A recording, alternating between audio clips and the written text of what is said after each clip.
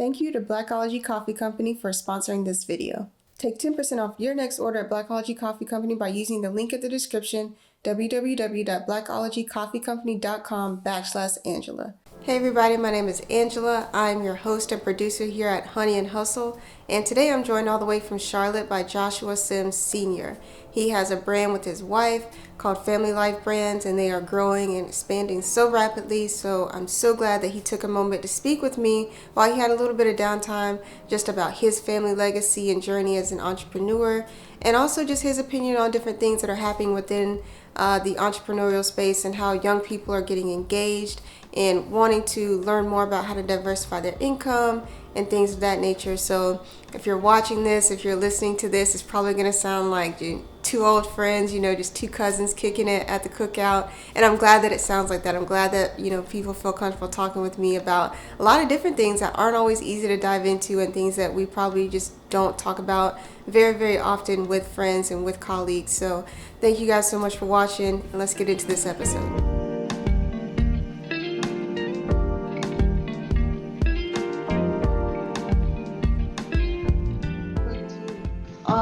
Do you have any opinions on, like, I don't know how to say this nicely, but like gentrification versus like investing in the community? Absolutely. Because you're one of the few people I've talked to that has a physical storefront. And I Absolutely. feel like that's a hot topic here in the Triangle. It's like, we're seeing all these new high rises and these new commercial property developments and opportunity zones. And it's like, well, what's an Who, opportunity zone? who's the And opportunity? Who's the opportunity for? Absolutely. yeah. So yeah. My opinion is pretty straightforward about it. I'm originally from Winston-Salem, and so just kind of having somewhat of an opinion about being from Winston-Salem. I'm from the north side of Winston-Salem too, by the way, for anybody who might see this and be like, what side of the city from the north side? All right, but in Winston, we've seen gentrification happen. My she grew up on the east side. My mom grew up on the east side of Winston. So we saw gentrification happen in somewhat of a different light in Winston than we're seeing it now. Like even gentrification now is like a whole nother beast than it was maybe 20, 30 years ago. So my opinion is straightforward about it. Like in some settings, you can kind of see, in certain situations, you can see where gentrification is a good thing. But as far as for the overall optics of gentrification, it's completely kind of counterintuitive and counterproductive as it pertains to Black people. So I always use this example, right? Grandma bought a house in the 40s or 50s or 60s in a predominantly African-American neighborhood, really good interest rate. And grandma had the house for, and we're talking about our grandparents' generation, had the house for forever, was able to pay off her mortgage so that she could actually own the property, own the house, right? The next most natural migration that happens there should be that the child of grandma should come and take that property over at some point at the point of grandma's untimely demise or grandpa's untimely demise, right? And they go on to the other side, right? But that's not what happened. So I start the gentrification conversation inside of our community first. And then I get to tearing a new butthole into the other communities who then come into our community and do it. But I start the conversation with our community first, because it was our community first that decided whether or not we were going to actually stay invested into our neighborhoods, right? So like, for example, I use this example, right? In the 80s and 90s and early 2000s, one of the largest employers in the African-American neighborhood was the narcotics industry. Right? In those neighborhoods, and we're just now starting to hear guys like Jay-Z talk about it, and I think Nip even talked about it a little bit, and a lot of other rappers talk about it, right? Who are the gauges of our community and what we're trying to say. They were not talking as much about, okay, the amount of money, though obviously narcotics is a terrible industry as it pertains to African Americans, we didn't supplant the money back into our community. We then did what everybody does, and you make money and then you leave. So then what happens to grandma's house?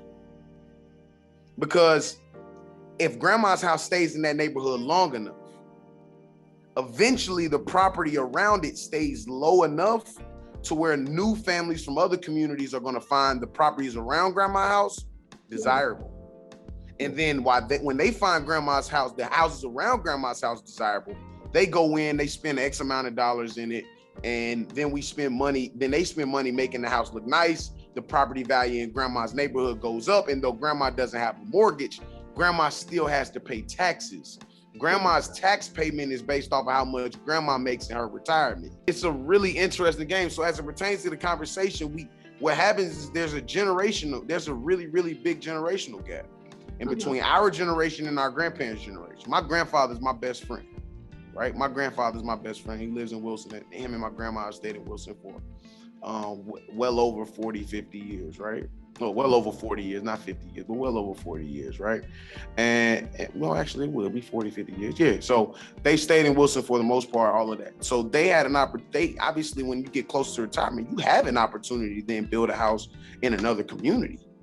They stayed in the African-American part of Wilson and didn't move. Furthermore, didn't let go of any of the property that they had in the African-American community. So I don't like hearing when Black people say it's not possible. I'm a product of that neighborhood. My father was a product of that neighborhood. My aunt is a product of that area. We all are products of that area. As a matter of fact, when I first graduated from undergrad, I moved back there. And so I furthermore became a product of that neighborhood. So as it pertains to gentrification versus investing, I think we got to be careful. Yeah, we've got to be careful as it pertains to even investing into as far as for utilizing our neighborhoods like investment, like real estate investments. Yeah, because we're still driving the price tags up for our neighborhood. Yeah, even if we go into our neighborhoods, right, and we play the real estate game, which I can get into with you about my dissatisfaction with our community and the over infatuation with real estate, right? I can get into that as well with. You tell me toward the end if that's something you want me to talk about, right? But we ultimately just have a misunderstanding, right? And I'll end it with this, right? I had a conversation with my best friend here inside the store the other day, right? And I asked him, what's the number one issue inside? What has been the number one singular and cyclical issue inside of the African-American community for the longest of time, right? For as long as we can remember.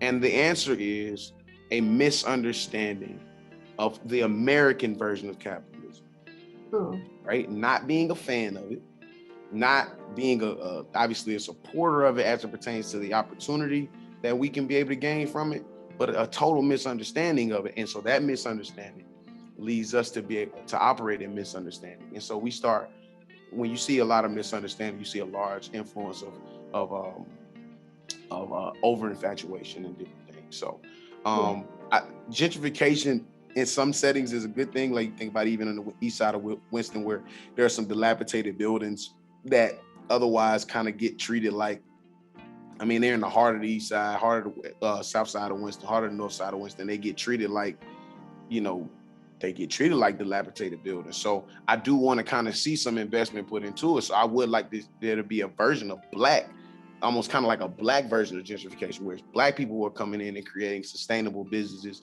creating sustainable housing, creating affordable housing in these neighborhoods where those things exist. But from the overall concept of what we've seen so far from gentrification, it generally doesn't turn out positive for African Americans. So I think we got to create our own version of it. But there's a lot of different pieces to it.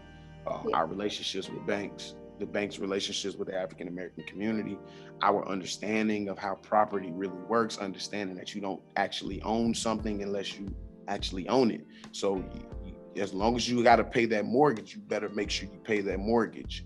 It's very important and it's incumbent that you pay that mortgage. That's one of the things I love about our grandparents' generation. They pay their mortgages off.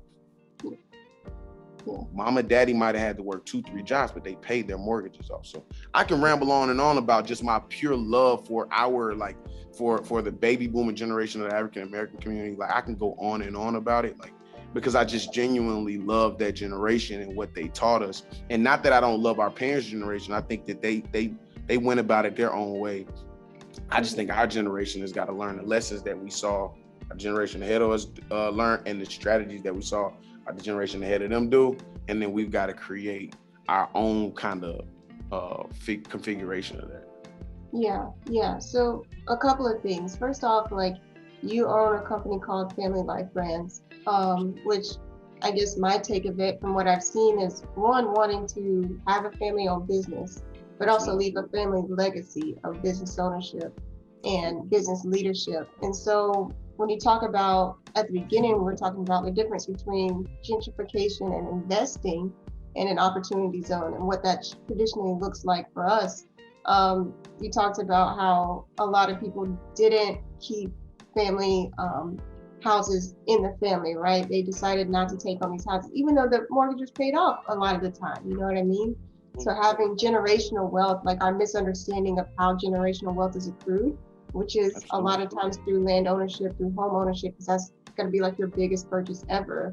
And this like misunderstanding of capitalism, I think that's an interesting way to put it. I haven't heard anybody say it like that, but like what we think, or what, I don't even say we, but what most people think about when they think of American capitalism is materialism. So things, your car, which depreciates as soon as you drop it off the lot, jewelry, all these other things, but really like it's investing, it's stocks, it's banks, it's, IRAs, it's houses, it's the things that you really don't see that maybe aren't always as flashy as, this new car that you just got with whatever money. And so our misunderstanding of just missed opportunities to create generational wealth and how that leads to educational attainment, because like if you don't have a mortgage, that's more money you can save to put towards like, your kids' college fund or whatever other endeavors they want to pursue if they don't want to go to college route and they want to maybe start their own business or something like that. So it looks different for different people, but essentially, I guess like what I would consider maybe the term for investing in an opportunity zone in a way that is healthy for the community, such as creating more opportunities for affordable housing, sustainable living communities, is revitalization. I guess that's what I would call it. You know what I mean? Because it helps everybody when you make a place that's livable for everybody and sustainable for everybody. You know what I mean? Absolutely. You have, safety to get on the bus, safety to ride a bike, safety to walk around your neighborhood. You're not in a food desert anymore, all these other things. That helps everybody. That helps the health of your community. So tell me a little bit more about how Family Life Brands got started. I think you started it with your wife, right? Absolutely, yeah. So, and even to the point, kind of, there's like, I know you're familiar with, like, you're from the South, you're familiar with the shepherd's pie, right? And these, what basically the shepherd's pie, for those who will be watching this who don't know, who may be from other geographical areas, we're from the South, so a shepherd's pie is a concoction of a lot of different things, or maybe even gumbo or jambalaya. That might be a little bit better. My grandmother's jambalaya is my favorite dish, right? So jambalaya is this mix of a lot of different things, right? And as it pertains to investment in our community and our own version of gentrification, as well as our own concept of capitalism, steeped in kind of that concept of African-American capitalism, it's a jambalaya. It's a lot of different pieces that's got to come together to make the entire pot a really, really good pie, or make the entire shepherd's pie really tasteful. So my attribution as it pertains to Family Life Brands is a company that, as far as the name, is a company that my wife and I started. But I'm always making sure that I'm conscious about the fact that this is actually a 4 generations old business, a 4 generations old concept that was originally started by my great-grandfather. So my great-grandfather, being a sharecropper, kind of started our family in the seed that is entrepreneurship. Technically, this company was started in 2011. It didn't have the name Family Life Brands at that point. At that point, I was throwing small parties and events in college, and that's how I got my start in it. Kind of get my feet wet in business. I was a business major at North Carolina Central, and after I graduated, I started a company called the Fossil Group, which was a marketing, kind of a boutique marketing agency. I had the opportunity to work with North Carolina Electrical Cooperatives, Hardee's and Carl's Jr., If you're familiar with Durham, I had the Palace International, which is an African-based cuisine restaurant, as a client. The Susan G. Komen Foundation. So I had a pretty good bevy of clients. But then I kind of saw that the industry was changing, and that kids like 15, 16, 17, 18-year-old kids knew how to do marketing better than our generation did, and that they could do it because they grew up their entire lives with cell phones. So I then began the process of transitioning, and then forward vertically integrated, and the business structure that was already in place by my grandfather, my father, my grandfather, and my great grandfather. I kind of combined all of those pieces, put them all together, and then we have Family Life Brands, which was started by my wife and I. There would be no Family Life Brands if my wife didn't. After our son was born, if she didn't say, "Hey, I want to do, like, I don't have any clothes that make me feel comfortable anymore. And like, I'm very active. I have to go to do my daily tasks that she has to do, but also I have to be able to go do tasks as a wife. I have to do tasks as a just a human being, as a woman. And I don't have clothes that make me feel comfortable in doing those things. So like, what can we create?" And from that, we created Mom Life Company, which is a storefront that I believe that's the store that you came in and saw, and that and that you haven't experienced doing. Mom Life Company is a comfort brand, and for moms, dads, and kids. We sell kind of like comfort, basically active wear clothing or athleisure clothing, or however you want to kind of define it, casual clothing as well, for moms, dads, and kids. And then our new baby is what you guys see in the background is Modern Revival. And then when you start getting into multiple brands, then now you have to have some sort of an umbrella that makes sense. And so for us, it made most sense for us to go Family Life Brands. That's the umbrella company that kind of represents all of the concepts that we have as a business. And I know that was a lot. That was like, what the word? You went back 4 generations, but I felt it was very important for me to start there, because I can't not talk about that and then make it seem like I just kind of arrived here.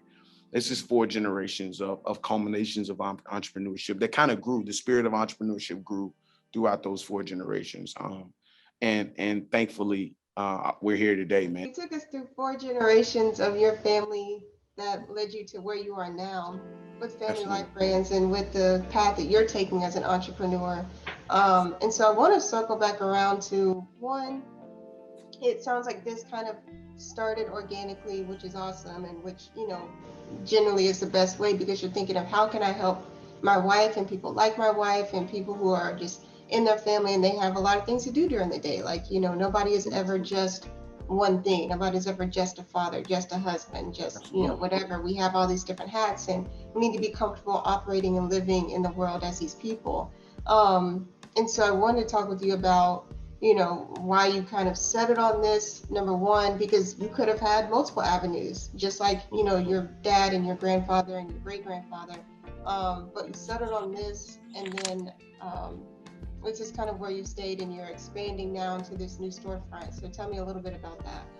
Yeah, so I think that it ultimately boiled down to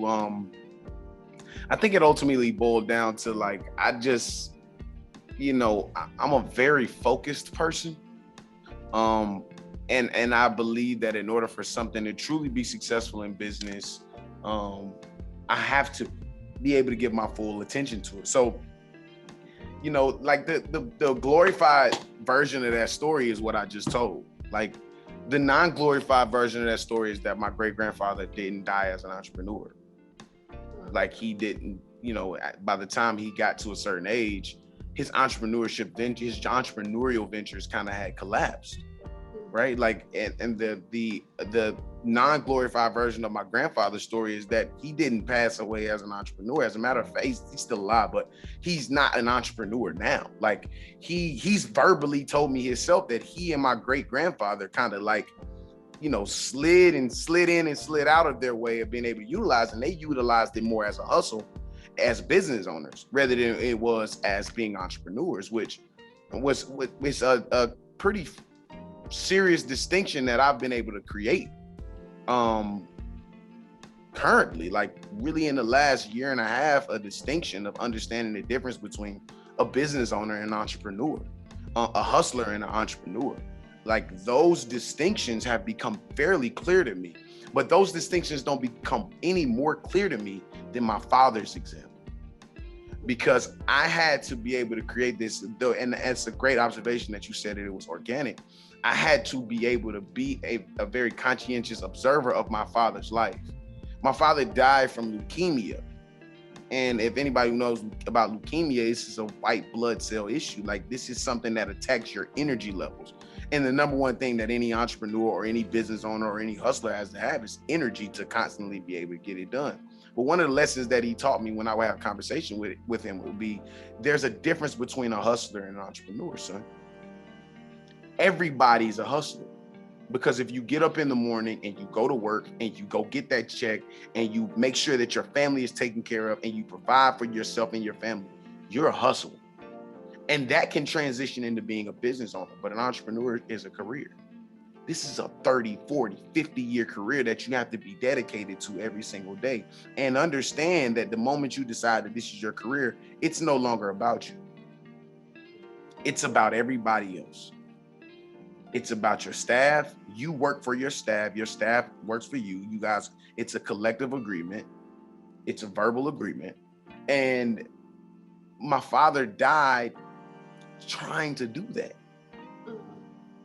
And so, I always tell the beautiful version of that story. The nice, cute, like Disney version of that is like, my great grandfather was an entrepreneur. My grandfather was an entrepreneur. My father was an entrepreneur. So I'm an entrepreneur. Right? But like, that doesn't tell that my great grandfather was a failed entrepreneur. So you are fairly young, and even when you were starting your first business venture in marketing and branding and things like that, you at one point even realized like, hey, like I'm young, I'm a millennial, I'm college educated, but I'm not the best person to do this anymore, Absolutely. And so that was really interesting to me because originally when we first started talking, we started talking about how people are thinking about American capitalism, thinking about how to accrue wealth. And now there's this extreme, I don't want to call it extreme, but there is a very intense fascination with owning real estate, owning land, right? Absolutely. And you had some strong opinions about that I would love to hear, because I think there's always people like, okay, I want to, be my own boss. I want to be self-employed. I want to be an entrepreneur. What's the best way for me to do that? Not everybody has a business background. I didn't have a business background. I had the skills, I think. I like to think, but and I had to figure out the business side of that if I wanted to make it a career and make it as an entrepreneur. But there's some people who maybe they're not artistically inclined and maybe don't have something that's come about as organically as your idea, and don't have this family history and this family legacy of being a business owner, being an entrepreneur, and they are attracted to owning real estate, right? Absolutely. So what are your thoughts about that? Yeah, so we're all going to find our, like, I always kind of go there. We're all going to find our way. Like, we're all going to find our thing. Entrepreneurship, and like, as well as in that real estate kind of over infatuation now, is also this investment over infatuation that we have now. Is also that entrepreneurship over infatuation. Like, they all are simultaneously kind of growing and over infatuation in our community at the same time. And one of the things that I would like to help our people to understand a little bit is that as it pertains to entrepreneurship, there is no such thing as you work for yourself. You are never your own boss. There is no such thing, right? So like, let's say for instance, you start a business, it's successful, right? If that business is going to truly be successful, you're going to have to impact others' lives, either by employment, by providing employment, or by providing a service or a good that impacts people's lives. Okay, in that, just that very literal sense, you don't work for yourself. And so I have this hypothesis, or really it's more of it's more like a synopsis, let's say that, right? That the reason why we have an over infatuation with entrepreneurship is because we have a large accumulation in our community of bad work experiences. We have a large accumulation of bad work experiences in our community. So that large accumulations, if I worked for a bad boss, if I had a bad boss, I'm talking about somebody, I put my request in, they never answer my request. Like I'm putting my request in, I need to go on vacation. Nah, we need you to work. Like I come to work 3 to 5 minutes late and you're always late. They're always hangering on your every single move. They're not good at team management skills. But that experience lingers in our head just like traumatic experiences. It's a traumatic experience. So the same way that if a woman or a man goes through a traumatic experience in a relationship, it seeds and it affects their ability to be in successful relationships for forever unless they go and get help or therapy or things of that sort, right? It's the same experience as it pertains to work. That traumatic experience that most of us have from the age of 16 when we're eligible to work, or 15 or 16 we're eligible to work, that sticks with us. So every single traumatic experience, even if it's not at the same magnitude that happens in the workforce after that, it affects our ability to be able to work inside of any company. Those traumatic experiences as it pertains to entrepreneurship is the reason why there's over-infatuation with entrepreneurship. And the over-infatuation with entrepreneurship is not to solve a problem for most of us. Some of us it is. For most of us, it's because I want to get out of that bad relationship. Very similar to I don't want to date, we hear a lot of our women say, I don't want to date this type of man. Why? Because I have an accumulation of terrible experiences with these type of men. Mm-hmm. So I would rather date this type of man. And I'm not willing to settle for anything less. Yeah. So real estate is a little different though. The infatuation with real estate is a little different.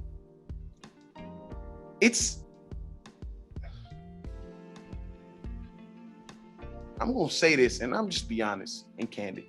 It's kind of greedy, right? And to be American is to be greedy. Okay, so let's make sure I kind of preference that statement, right? To be American is to be greedy. But how we're approaching real estate is really greedy. So let's just kind of think about the concept of it, right? Most of us, and I talk about this a lot, in most other situations, we never celebrate at the beginning.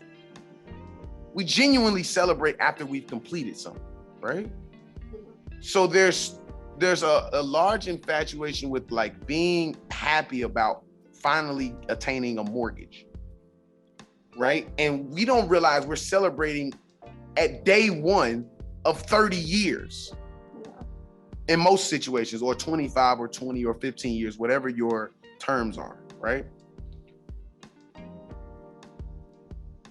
But the infatuation with real estate is that, hey, these other communities have been eating very well off real estate, and they've been driving the price tags of their real estate or whatever it is they've been doing, and they've been making a lot of money from it. So now it's our turn. Here's the problem. We're doing it in our neighborhood. We're affecting, like I was talking about before, grandma. We're affecting auntie. We're affecting grandpa. We're affecting mom and dad and the property value that's around them for the sake of flipping. That we have a good amount of people that are in real estate. There's a right number of them. It's not everybody. There's a right number. Just like when I use the example of me being in the marketing industry, I'm not supposed to be in that industry. I don't care if I got a marketing degree. I ain't supposed to be there. It's a 16-year-old who can do what I do. And he gonna charge $100 and so he can go buy an Xbox game. That's the other one. And then the last piece is the investment piece. And that goes into I'm a really, really big fan of Warren Buffett. Huge fan of Buffett, right? And I'm a huge fan of Buffett for one reason. He says from an investment standpoint or stocks and trading standpoint, that you should only focus on the asset itself, not the actual price of the stock. That if you focus on the performance of the business itself, then you will know what is a good stock and what is not a stock. And that concept is because you get paid out from stocks based off of how a company performs, not because of how the number on the freaking stock exchange changes. If I have stock in Nike, Nike must sell X amount of shoes for me to make return on investment, as well as everybody else. They must sell X amount of shirts, pants, hats. You know, they must enable X amount of college contracts um, to be able to make sure they're driving sales. But if they're not making sales inside the stores, then I'm not making money as a stakeholder or shareholder, as a shareholder. That's why I'm a big fan of Buffett. And that's where I think that a large amount of our people are infatuated, is they don't understand, like, I'm actually brick and mortar. There's absolutely no reason in the world for me to have stock in Nike. They're my competitor. That's so counterproductive, bro. We're all fighting for the same market share. I'm not succeeding to them just because they're the number one activewear brand in the world. I'm in brick and mortar in the same place they are. I can walk in their building, they can walk in mine. I'm sitting in the same meetings as them. So unfortunately, you know, that over infatuation is based out of misunderstanding. The real estate one is based out of greed, and the entrepreneurship one is based out of trauma. So yeah, that was a lot. That was a lot, wasn't it? That was crazy. That was a good breakdown, though. Okay, cool. Because you know what I mean? Like, those are like the typical 3 ways that a lot of younger people are getting involved in generating multiple sources of income. You know what I mean? Like trying to flip houses, invest in real estate, invest in the stock market, or whatever way we decide, like, we want to start a business or a hustle or whatever you want to call it. But, you know, it's really about, you know, how are we looking at our life and our life expectancy and the life we want to live, and how much money we need to have the life that makes us happy, right? Because it's, as unfortunate as it is, we do need money to live a life of freedom, to have time freedom, to spend time with our family and things like that. So it's like, how am I going to get there, right? And I think in a lot of ways, like, I don't know, I might get flagged for this, but I'm gonna say it anyway. I think for our generation and below, like, the 9 to 5 being our sole source of income, I don't think that's gonna persist. You know what I mean? Because no, it's not. It's not. I don't think so at all. We don't want it to. We don't want it to. No. We don't want it to. Yeah. No. And it's, you know, it's like people coming out with bachelor's degrees, master's degrees, and we're looking like, this is a starting salary, you know? Yeah. You know? How this is set up is the generation ahead always is they always make their wealth on the generation behind them. It's weird. Like, it's very, very weird. I had a professor in college, Dr. Moateng, who was my finance professor. And the first day I went, and I believe it probably was the worst time in American history outside of now to go to college, you know, during the Great Recession. But like, bro, day one, he said, yo, all of y'all came in class and nobody introduced themselves. We're in a recession. Most of you guys are going to graduate and aren't going to have a job waiting for you. So that's cool. You can come in and waste your time. You didn't introduce yourself to me. I have a job and I'm old enough to be your parent. I said, he told us specifically that first day of class, he said, I have a job because you come to school. I don't have a job because your parents come to school. My generation eats off your generation, which your generation will eat off the generation behind you. So so that poses this question for me, and I hope everybody can understand this and think about this, right? If everybody's entrepreneurs, who's gonna make money? Because that's the big concern, right? The biggest concern is that there won't be enough sustainable income for us to be able to have at least a decent quality of living, right? Meaning the jobs that are available now and the jobs that look like they're coming available in the future there isn't enough of them to be able to produce good qualities of living for us.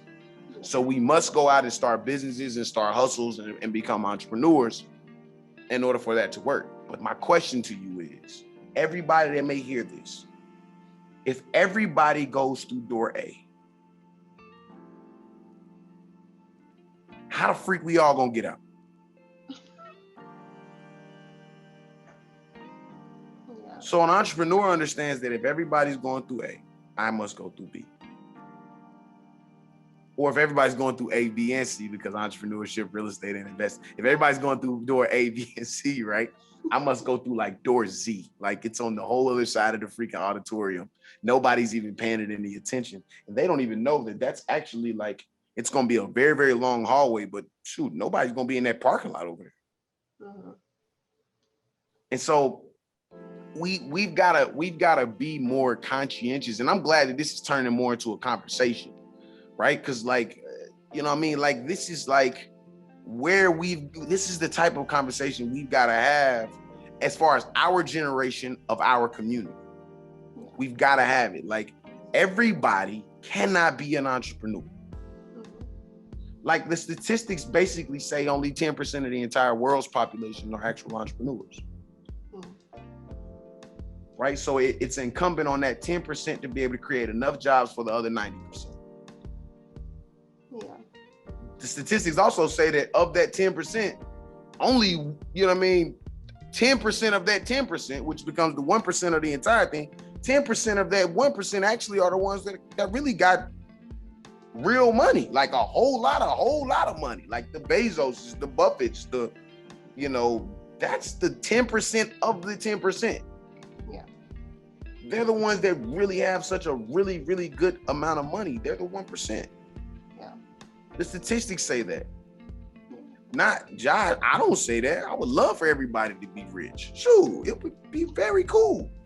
Lord knows, I wish I was rich. Like real talk, I wish you and I were rich and we was like on here and we having a conversation like I'm like passing money to you through the computer. You pass me some, like, you know what I mean? Like I really, really do, because I really genuinely want everybody to be able to win. But the reality is everybody's got to find their way. That's why I said it earlier. Mm-hmm. And I always preference that statement with everybody has a lane. It's okay that you're not a CEO. Right? And that's like an actual distinction. Like, so I just want us to not be so like, I really want us to get a little bit better. I know 9 to 5 is not the answer. Like our grandparents being dedicated to their job, their professions was a good answer for them, but that's not going to be the answer for our community. So how do we, for our generation of the community, so how do we create a balance? Yeah. How do we create a balance? Yeah, I mean, it begs the question. It's like, okay, if not everybody wants to work for a big corporation anymore. And there are entrepreneurs that are coming about, whether they're really good or, not so great, and they're employing people. How are we creating an atmosphere that is conducive and healthy for people that will be working with us, right? Because like you said, not everybody's going to be at the top, but you are in a position to employ people and provide a work environment for them that is hopefully conducive with their skill set. Like, how are we now, as small business owners, as entrepreneurs, focusing on and realizing that people probably have a negative view of working a 9 to 5? Absolutely. They have a negative view of that. So how can we create an environment that is not toxic, that is very healthy, that allows them to have agency in the job and stuff like that? Like, what is our charge now as this, I won't say new age of entrepreneurs, but younger generation of entrepreneurs who's maybe had the experience of both, working a 9 to 5 that maybe wasn't so great, but now running our own company, whatever that means to us, and being in a position to employ people. Like, what does that look like, right? But you're absolutely right that it is a new age of entrepreneurship. You're absolutely right. Yeah. You're absolutely right, 1,000%. It's a new age, man. The older cats, they don't understand how we do entrepreneurship. They don't. As a matter of fact, they are very, very they're very interested in how we do it the way we do it. Yeah. Because their way was very kind of like by the book, cut and dry. Like they had a manuscript in front of them on how to be able to do it, how to grow it, how to scale it. Like we don't. What happened in 2008 to 2010, it tore the entire infrastructure. It tore the entire infrastructure of business, of entrepreneurship, of even the actual infrastructure, like roads and highways and all that. Like everything was torn down when that financial crisis hit. Yeah. You're talking the housing market, which is the most stable, it's the most attractive thing in America. Thank you so much for speaking with me today. I know I got you a little out of your comfort zone, but you killed it. Good. I'm good. I'm good. I can go do an endorsement interview for you now.